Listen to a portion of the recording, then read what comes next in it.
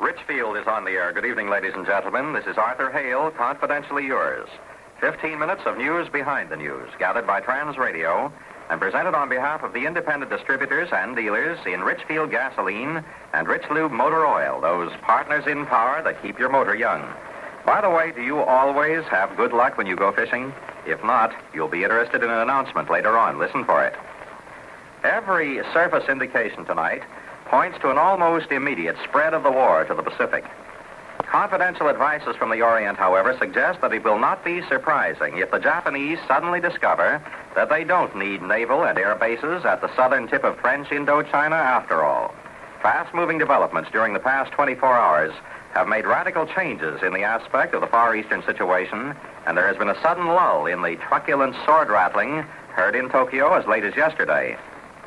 Today, the Konoye government found itself face-to-face with stern opposition from outside, and, what was even more serious for its plans, confronted with an appalling lack of support at home. It must be remembered that to date, there has been no formal or official announcement that Japan was to occupy naval and air bases on southern Indochina. It was officially announced in Hanoi last night that certain demands concerning Indochina had been submitted to the Vichy government. In Vichy, a government spokesman said the French government had agreed in principle to the Japanese demands. Sensational reports were circulated of the appearance of a formidable Japanese naval force convoying a fleet of army transports off the Indochina coast.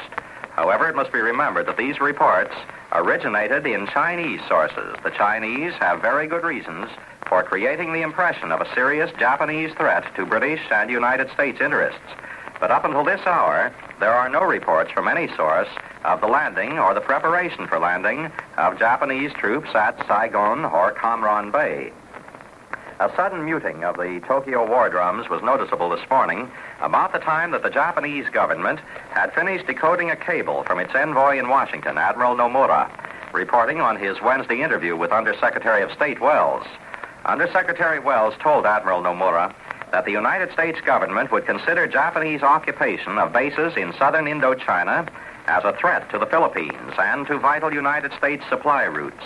That was realistic language with a vengeance, rather than the usual, more restrained talk of a policy of not recognizing territory acquired by force or a threat of force.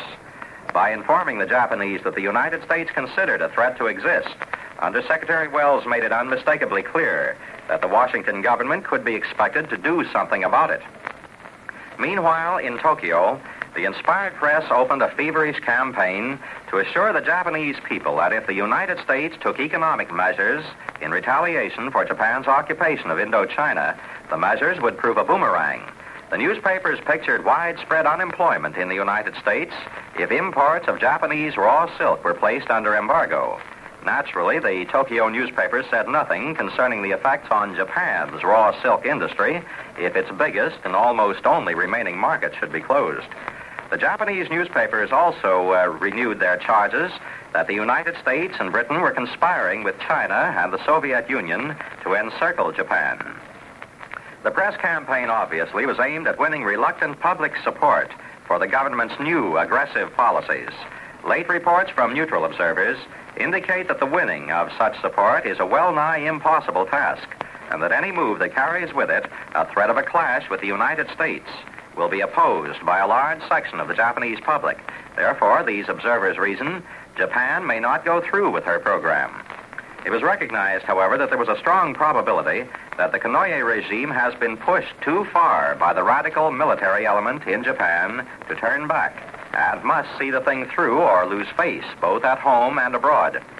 In addition to the expansionist clique at home, the Tokyo government is under terrific pressure from Berlin to implement its pledges under the Three-Power Pact. With his armies slowing up on the Russian front and the British Air Force pounding at his war industries, Hitler is in desperate need of a diversion to lessen British and American pressure, and the Far East is the logical place for it. The decision is up to Japan, and it's still 50-50 tonight on whether the Nipponese will take the gamble of obeying the orders from Berlin and risking war with the democracies, or back down and abandon the long-held dream of a completely Japanese-dominated Orient. As you've probably heard time and again, Carrying coals to Newcastle is a very futile job. But carrying coal to Lewiston, Pennsylvania is something else again, as Homer C. Truscott could easily prove to you.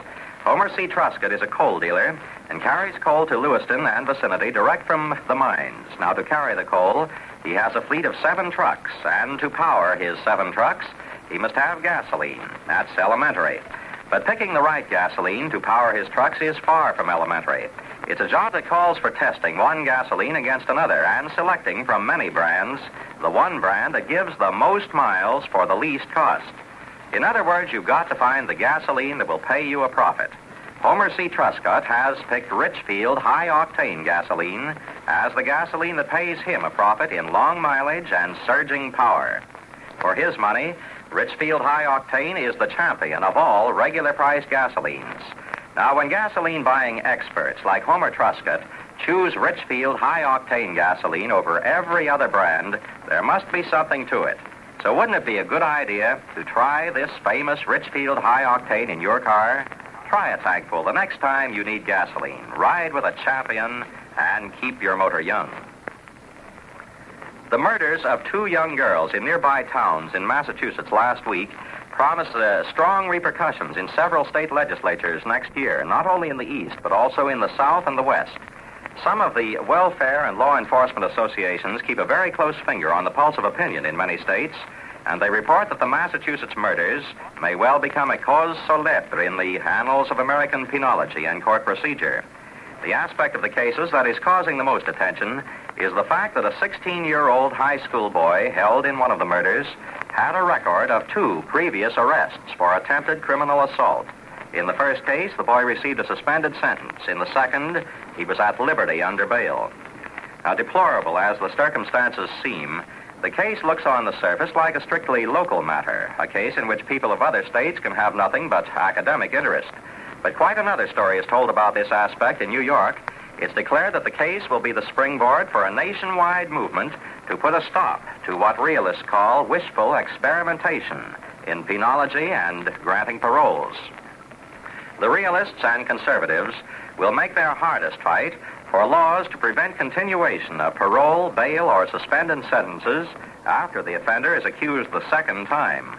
They claim that parole officers, judges, and social workers connected with the courts continually grant freedom to a youth who is entangled a second time with the law after being paroled once.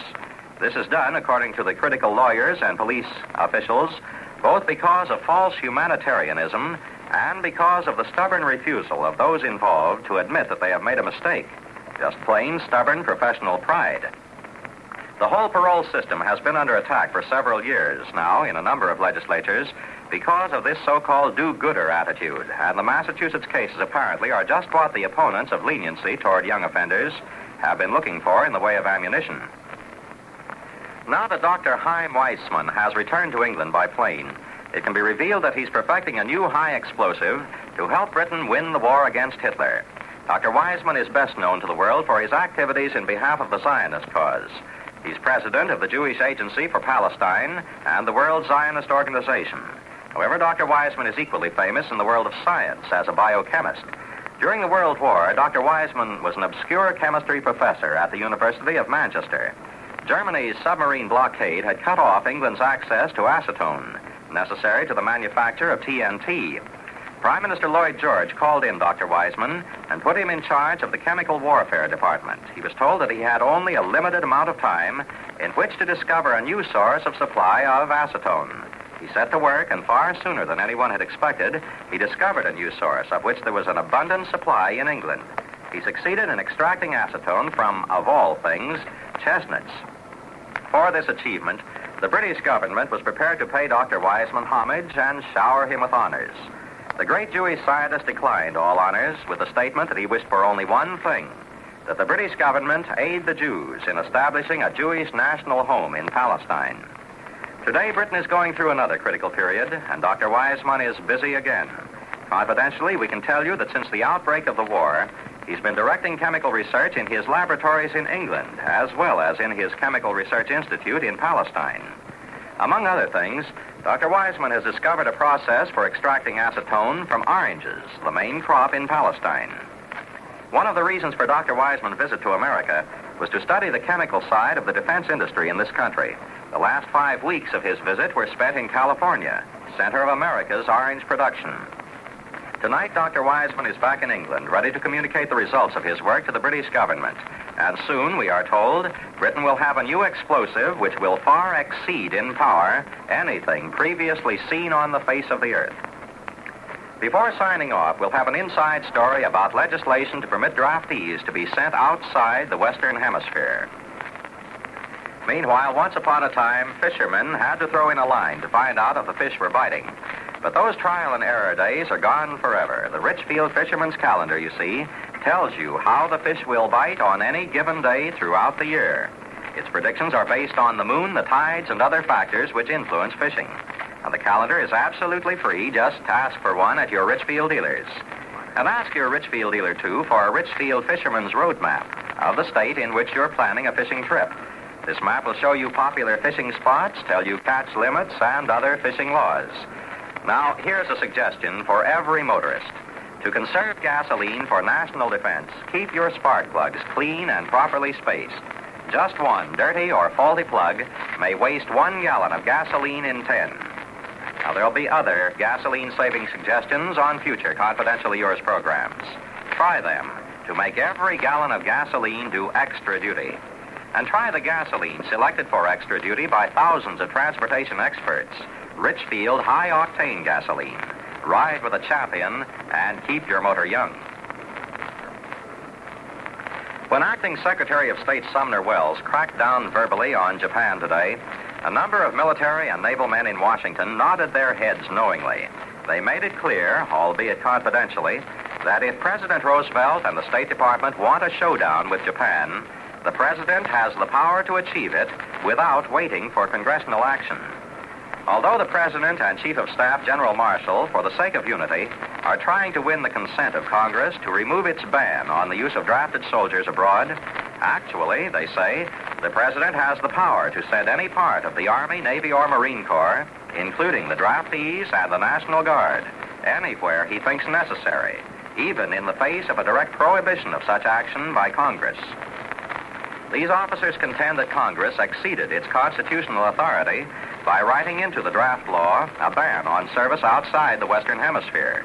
They contend that the Constitution gives the President the clear power to send any part of the armed forces anywhere in the world, and that the only real control Congress has is over the purse strings of the military establishment. No mere law can amend the Constitution. In other words, while the President probably wishes to act by and with the consent of Congress, they say he doesn't have to have that consent. He can send warships, Marines, and even units of the Army containing drafted men and National Guardsmen to the farthest reaches of the Pacific. Congress would then be faced with the choice of either supporting the President or refusing to appropriate money for American armed forces that were already in the field.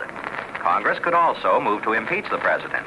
But this particular group of military men insist the impeachment would fail, for they are sure that the constitutional legality is on the side of the President. And that's Confidentially Yours, Arthur Hale. The material for Confidentially Yours is gathered and prepared by Trans Radio. The next program will be tomorrow night at 7:15. Keep 'em flying. This is the Mutual Broadcasting System.